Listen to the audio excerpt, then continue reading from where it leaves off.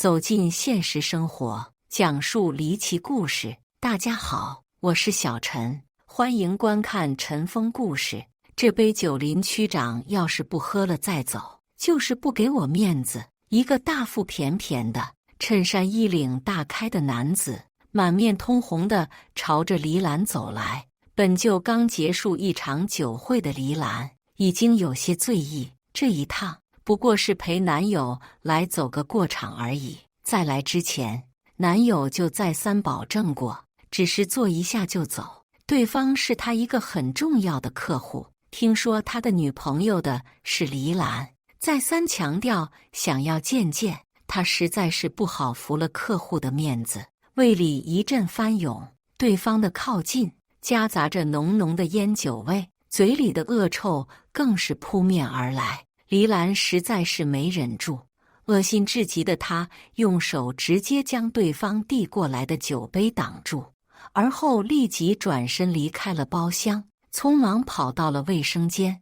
当她处理好，身体恢复正常，而继续走向包厢的时候，却发现男友正脸色阴沉地站在门口。黎兰是个很优秀的女子，从小到大学习优良，毕业后凭借着自己的努力与上进，不仅得到了一份正式且稳定的工作，还坐上了四川某地副区长的位置。她的优秀与才能获得了同事们的一致认可，事业节节高升，感情也随之开花结果。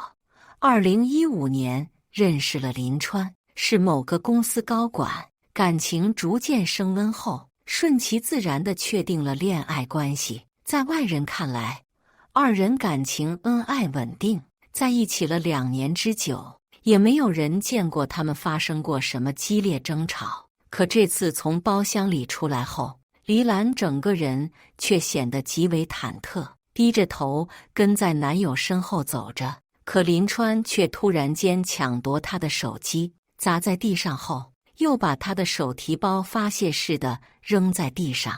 黎兰吓得脸色苍白，满是惊恐地看着林川，余光在瞥见旁边停了一辆出租车之后，不顾一切地朝着出租车狂奔。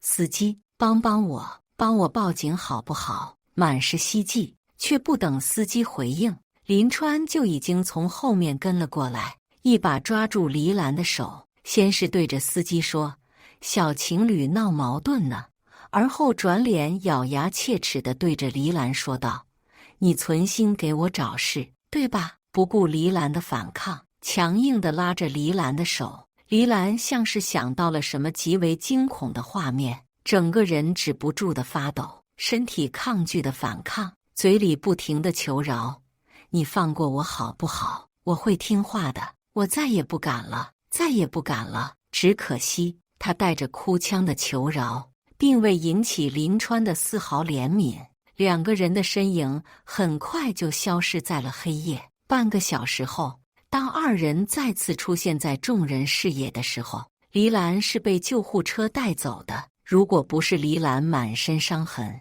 头部巨大的伤口，谁也不会相信，导致这一结果的，竟然是一直陪在黎兰身边，满脸担忧、愧疚乃至自责的男友林川。5天后，黎兰因抢救无效死亡，林川也随即以涉嫌刑事犯罪而被警方逮捕。面对警方的审问，林川始终在替自己强调，一切都不是故意的，都是因为太爱他了。这起案件影响极大，引起了社会的广泛议论。面对林川的拒不配合，警方突然灵光一闪，想到了一个关键点：既然你爱他，又怎么会对他下如此狠手？身上满是伤痕，足以见得生前是遭到了多大的暴击。可这个种细节，林川却不愿意坦白。面对林川的沉默回避，警方进一步追问：难道你所谓的爱，就是因为他没有接你客户给的酒吗？本以为林川还是跟此前一样，选择避而不谈，保持沉默。警方想要继续进行心理攻陷，不想还没等警方开口，林川竟然一反常态，恼羞成怒，握紧双拳，不停地拍桌，一句意味深长的怒吼脱口而出：“你懂什么？你什么都不知道！你怎么不去查他的手机，看看他又做了什么？”这一句话引得警方一愣，难道他们二人之间还有什么不为人知的矛盾？但警方又实在是想不出其他理由。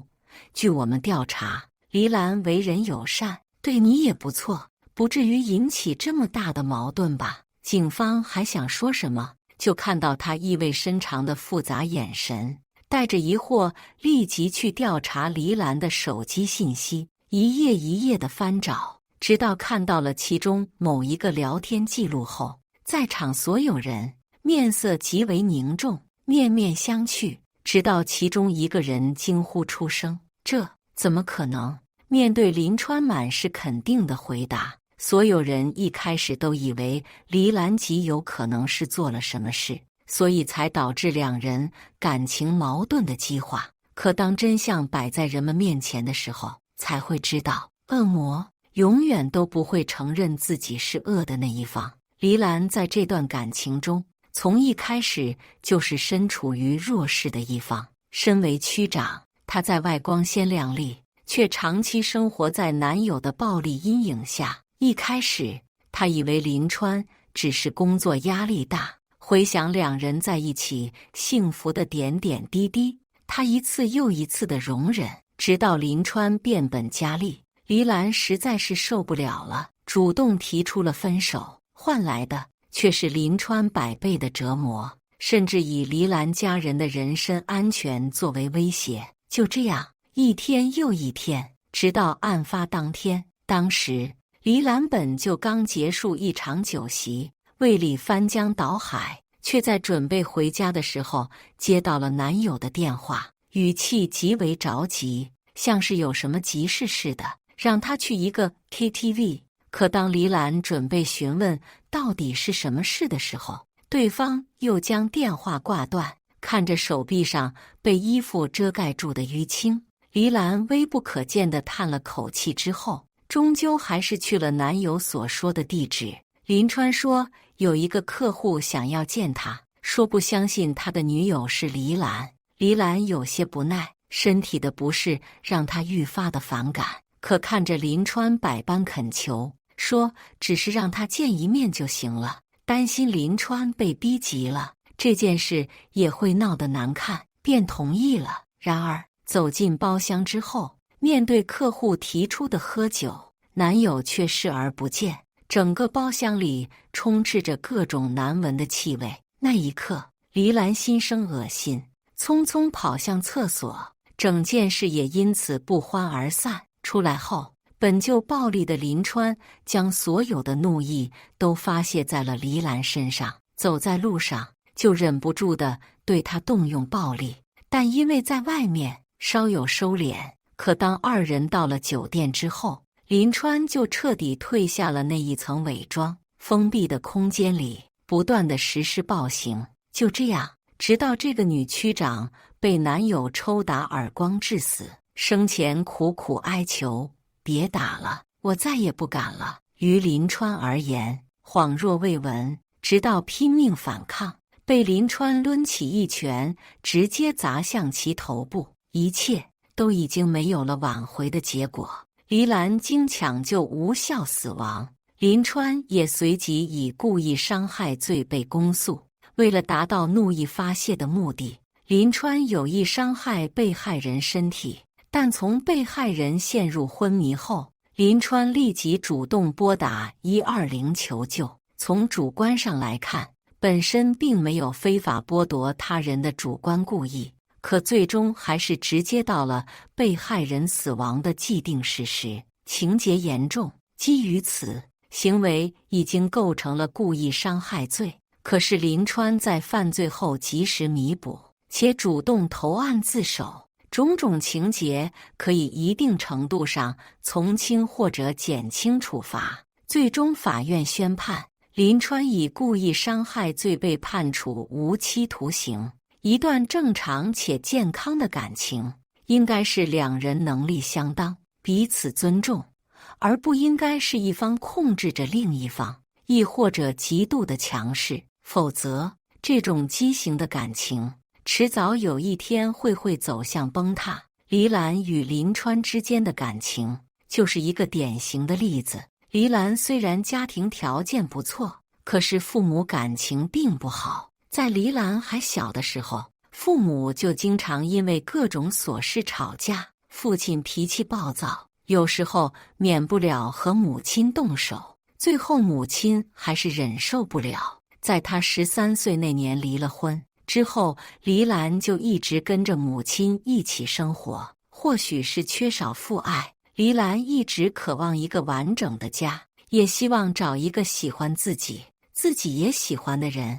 黎兰长得不错，在学校里就有不少人追求，还曾是学校的校花。可是那个时候，黎兰根本就不想谈恋爱，也觉得学业才是最重要的，所以一一拒绝。直到参加工作之后，黎兰才开始物色。她和林川算是工作中认识的，但是她的职位还不是很高。林川是她的客户之一，一开始黎兰就做了很多准备，可因为是第一次负责项目，黎兰还是有些紧张。不过林川却不像其他客户那样刁难，相反对于她还格外关照，而且主动给她倒茶，让她放松。见到林川如此好相处，黎兰也慢慢放松下来。之后她说了很多关于项目的事情，林川都认真听着。等他说完后，就问了几个问题，